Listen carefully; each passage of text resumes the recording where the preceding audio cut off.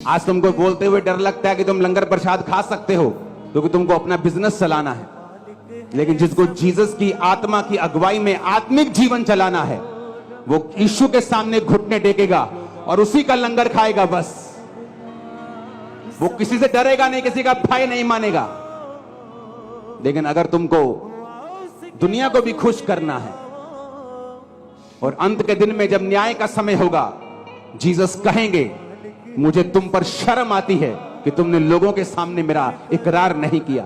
और वो तुमसे और मुझसे कहेगा, हे धन्य लोगों, दाहिने हाथ जाओ उस स्वर्ग में जो तुम्हारे लिए और तुम इन खुदा के दूतों के लिए तैयार किया गया जो उसके सही काम करते थे। वो हमें कहेगा। ये जीवन कितने साल का है? 70, 80, 90, 100, 120?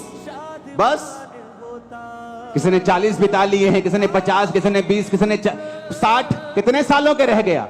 वहां लाखों करोड़ों साल जिया जाएगा। या तो शर्मिंदगी में कि हमने खुदा का नाम नीचे पूरी तरह से लिया नहीं, क्योंकि हमें अपने काम धंधे करने थे, हमें अपने सिस्टम चलाने थे। और कोई कहेगा परमेश्वर मैंने किसी सिस्टम की परवाह नहीं की, मैंने तेरे वचन की परवाह की है।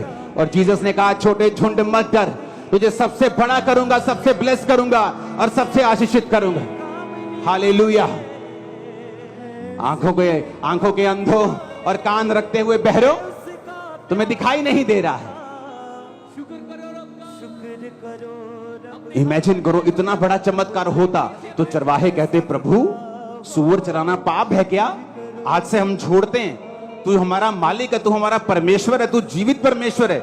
हम गाय पाल लेंगे, भेड़ पाल लेंगे, हम पे दया कर, हमारे पापों को माफ कर, ये सारे सूअर मर जाएं, बेच देंगे इनको, आगे से धंधा नहीं करेंगे ये वाला। लेकिन उन्होंने ऐसा नहीं कहा। सदूकी फरीसी क्यों चिढ़ते थे?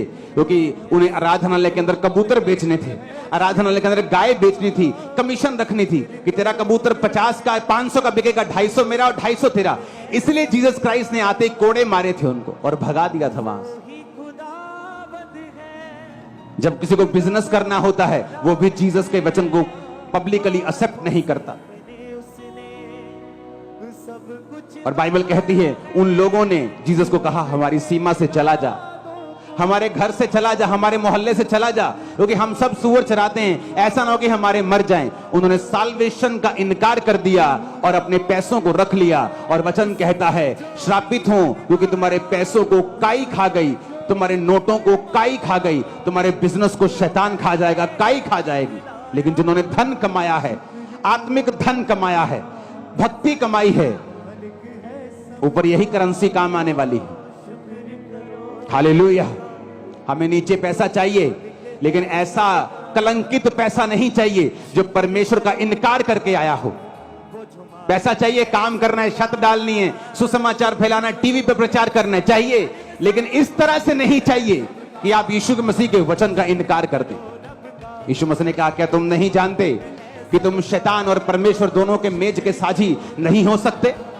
क्या तुम नहीं जानते कि तुम मसीह के साथ बलियाल का क्या रिश्ता, अंधेरे का उजाले के साथ क्या रिश्ता? क्या तुम नहीं जानते?